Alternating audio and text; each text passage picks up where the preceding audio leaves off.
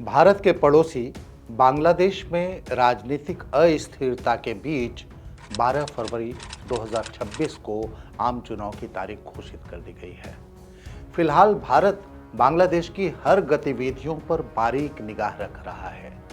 जाहिर है इस चुनाव पर भी उसकी नजर होगी, लेकिन असल सवाल यह है कि बांग्लादेश के चुनाव से भारत पर क्या फर्क पड़ना है। इसके अलावा सवाल यह भी है क्यों फर्क पड़ना है। तो आइए इस वीडियो में इन्हीं सवालों के जवाब की पड़ताल हम करते हैं। नमस्कार, मैं हूं अनुराग अन्वेषी और आप देख रहे हैं India.com। इस वीडियो में हम बांग्लादेश के चुनाव और वहां की राजनीतिक अस्थिरता की बात कर रहे हैं, साथ ही यह भी कि वहां के चुनाव नतीजों से भारत पर क्या और क्यों फर्क पड़ेगा। इन दोनों सवालों के जवाब तलाशने के लिए हमें सबसे पहले यह समझना चाहिए कि भारत के लिए बांग्लादेश क्यों महत्वपूर्ण है। सुरक्षा की दृष्टि से देखें तो बांग्लादेश का जुड़ाव भारत के पूर्वोत्तर राज्यों से है। खासकर असम और त्रिपुरा की सीमाएं बांग्लादेश से जुड़ती हैं, इसलिए यह क्षेत्र भारतीय सीमा सुरक्षा के लिए अहम है। आर्थिक लिहाज से देखें तो दक्षिण एशिया क्षेत्र में बांग्लादेश अब तक भारत का सबसे बड़ा साझीदार रहा है। भारत के निर्यात के लिए यह जरूरी बाजार है। भारत की मशीनरी, कपास, दवाइयां और तेल की डिमांड बांग्लादेश में खूब है। मीडिया रिपोर्ट्स बताती हैं कि दोनों देशों के बीच सालाना 15 अरब डॉलर यानी खरबों रुपयों का व्यापार होता है। जाहिर है बांग्लादेश से बेहतर संबंध होने पर ही आर्थिक और सुरक्षा दोनों लिहाज से हमें मदद मिलेगी। फिलहाल बांग्लादेश में राजनीतिक अस्थिरता है। शेख हसीना के तख्तापलट के बाद फिलहाल वहां मोहम्मद यूनुस की अंतरिम सरकार है। 2009 से लेकर 2024 तक शेख हसीना ने बांग्लादेश की अगुवाई की। इस बीच भारत के पूर्वोत्तर में फैले उग्रवाद को नियंत्रित करने में बांग्लादेश ने अहम भूमिका निभाई। खासकर उल्फा और एनडीएफबी जैसे संगठन जो कभी बांग्लादेश से सप्लाई होने वाले हथियारों के जरिए भारत में आतंकी घटनाओं को अंजाम देते थे, उनकी गतिविधियों को रोकने में खासी सफलता हासिल हुई। पर फिलहाल शेख हसीना ने भारत में शरण ले रखी है और बांग्लादेश में उन्हें मौत की सजा सुनाई जा चुकी है। इसके अलावा बांग्लादेश में शेख हसीना की पार्टी अवामी लीग को बैन कर दिया गया है। अब यह पार्टी वहां चुनाव नहीं लड़ सकती है। ऐसे में शेख हसीना को भारत में शरण देना जाहिर है बांग्लादेश की अंतरिम सरकार को नहीं भा रहा। ऐसे में इस अंतरिम सरकार की नजर में भारत चुभता हुआ देश है।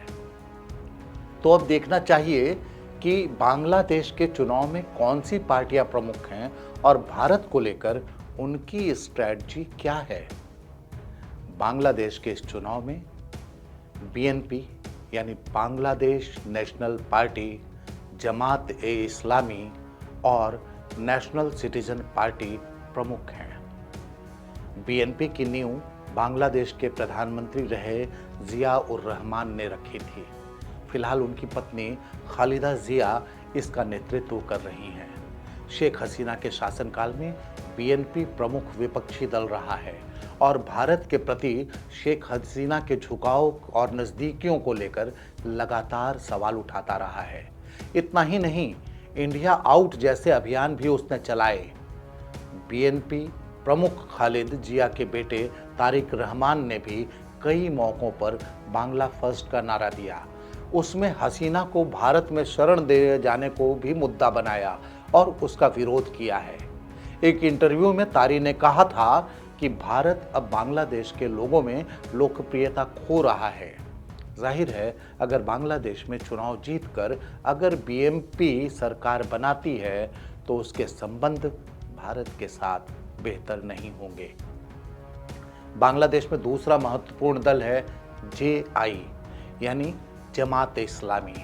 यह पार्टी अधिकतर समय प्रतिबंधित रही है, लेकिन शेख हसीना के हटने के बाद 2025 में सुप्रीम कोर्ट ने इस पर लगी पाबंदियां हटा दी और जमात की राजनीति में लौटने का रास्ता साफ हो गया।